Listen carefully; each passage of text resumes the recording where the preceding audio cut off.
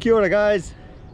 So today I didn't do any of my electrical like I said I was going to do. Today's mission is to take Tiare into the Uminoki behind me, which is the little marina the town's got there, and put on all my load up all my Victron gear, my batteries and everything else I need to finish the job here electrically. Tomorrow I'll get the navigation lights going, but today is just the way the weather is and timing. It's just better to get everything on board so I don't have to do it again.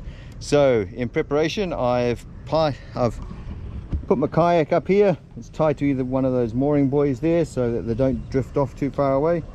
Should make it easier to pick them up when I come back. So yeah, I'm struggling a bit there because it's a big leap across here.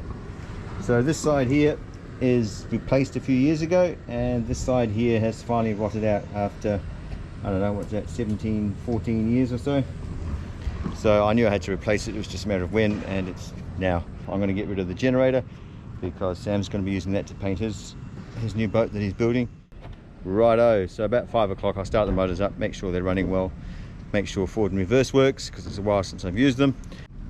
So most boats you end up locking your rudders so they don't sort of swing around when you're not using them. On the Wharram we lock them off at the back here. So the rudder ropes, actually I'll just do a quick tour of how the rudder ropes work. I don't know if I'm going to put it in the video, but it's there if I need it.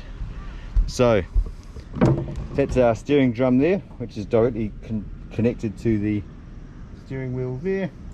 Comes to there. We then have a simple rope that goes around there, one on each side, and follows off down there, and then it just goes into here, and we lock it off, or we unlock it by just simply undoing this here.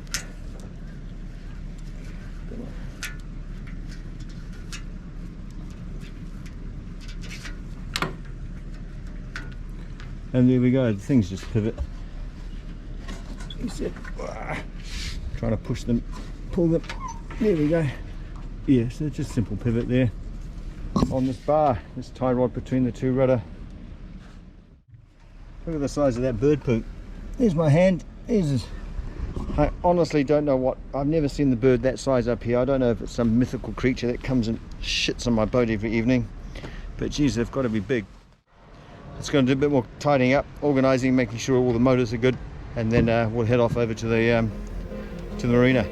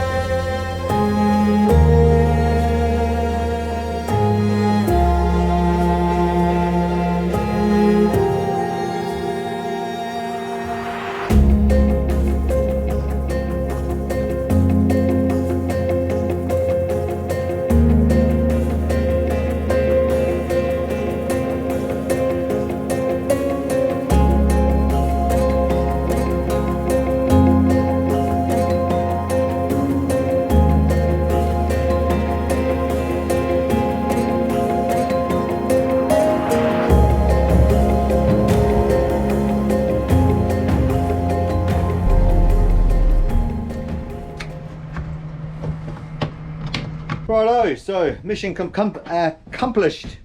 So that's all my Victron gear there.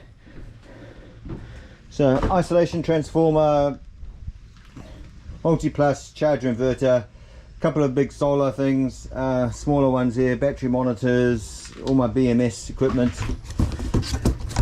So this is all my BMS for the batteries, and it was all my 200-hour lithium battery banks there. There's 6 of those for a total of 1200 amp hours at 12 volts, or yeah, 13 or 12.8, whatever they run at. So I'm going to get all this on starting on Monday. Tomorrow I've still got to do the navigation lights, so I'll get those done tomorrow. So at the moment the motors are in the water. To lift them up, all we do is pick up these things here.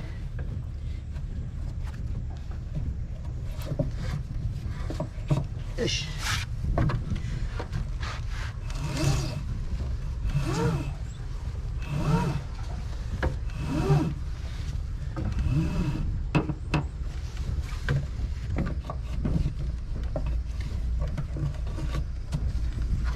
So that's one side. Try these rudders off.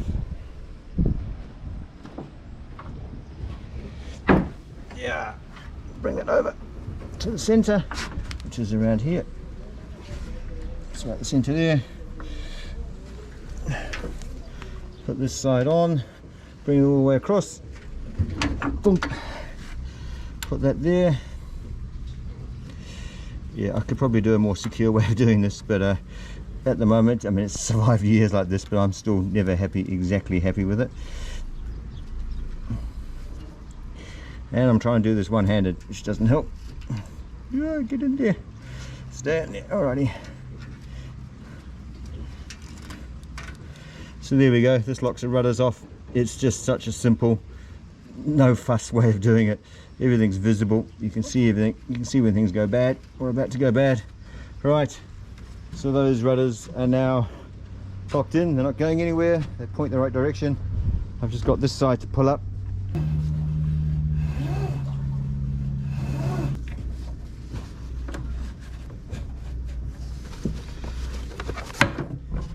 Done, just like magic.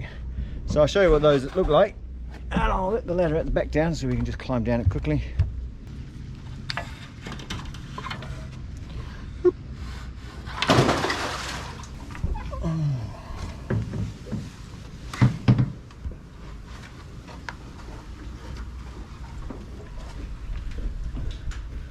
Right, you can see those motors are well out of the water.